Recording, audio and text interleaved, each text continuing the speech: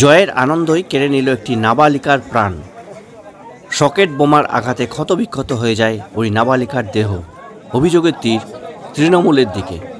নদিয়ার কালীগঞ্জের মোলান্দি এলাকার ঘটনা এটি।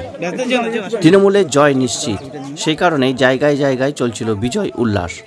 আর সেই বিজয় উল্লাস থেকে সরাসরি সকেট বোমা ছড়ার অভিযোগ। সেই সকেট বোমার আঘাতেই মৃত্যু হলো 10 বছরের এক নাবালিকার। ঘটনাটি নদিয়ার কালীগঞ্জ থানা এলাকার মোলান্দি গ্রামের। জানা যায় ওই নাবালিকা 4র্থ শ্রেণীর ছাত্রী, যার নাম তামান্না খাতুন। ছিন্নভিন্ন এবং রক্তাক্ত অবস্থায় তাকে উদ্ধার করে হাসপাতালে নিয়ে গেলে চিকিৎসকেরা ওই নাবালিকাকে মৃত বলে ঘোষণা করেন। এ বিষয়ে তৃণমূল নদিয়া জেলা পরিষদের সভাধিপতি তারান্নুম সুলতানা মীর বলেন, প্রশাসনকে বলবো কঠোর পদক্ষেপ নিতে, দোষীরা যাতে ছাড়া না পায়। তবে আমার মনে হয় না তৃণমূলের বিজয় উল্লাস থেকে এটা ঘটেছে। এটা বিরোধীদের ষড়যন্ত্র হয়ে থাকতে পারে। অন্যদিকে এ বিষয়ে এলাকার সিপিএম কর্মী বাদশা শেখ বলেন, এলাকায় ওরা জয়ের উল্লাসে বোমাবাজি করছিল, অনেকটা সিপিএম কর্মীদের লক্ষ্য করে বোমাবাজির চেষ্টা করছিল। ঠিক তখনই ওই বাচ্চা মেয়েটির গায়ে লাগে। এরপর পুরো দেহ ক্ষতবিক্ষত হয়ে যায়।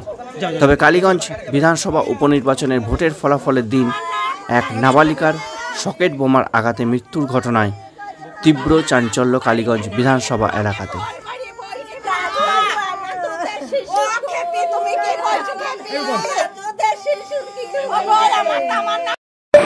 গণনা চলাকালীন অবস্থায় যখন মিডিয়াতে খবর প্রকাশিত হচ্ছে যে ক্রমশ তৃণমূল কংগ্রেস তার জয়ের দিকে যাচ্ছে, আমরা ভোট গণনা করে যখন বাইরে বেরিয়ে আসছি তখন আমরা খবর পেলাম মোলান্দি গ্রাম থেকে যে গোটা কালীগঞ্জ ব্লকে বিভিন্ন জায়গায় সেখানে মিছিল বেরিয়েছে। সেরকম একটি মিছিল, যা মিছিল থেকে বিজয়ীরা তারা সকেট ছুটছে। একটি বাচ্চা মেয়ে, একেবারে ছোট, 10 বছর বয়স, ক্লাস 4-এ পড়ে, তার নাম তামান্না খাতুন। সিপিআইএম এর পরিবার, তার বাবা মা করে, কিন্তু সে তো কোনো রাজনীতি করে না। তার কোনো রাজনীতি, ধর্ম সবকিছুর ঊর্ধ্বে একটি ছোট্ট মেয়ে। তৃণমূল কংগ্রেস জেতা মানে কালীগঞ্জ ব্লকে তার সূচনাই হলো একটি কন্যা, একটি ছোট্ট ফুটফুটে বাচ্চা মেয়ে তার লাশ দিয়ে। বলে এই বিজয়, এই উন্মাদনাকে মোটেই আমরা অবজার্ভ করার পক্ষে নয়।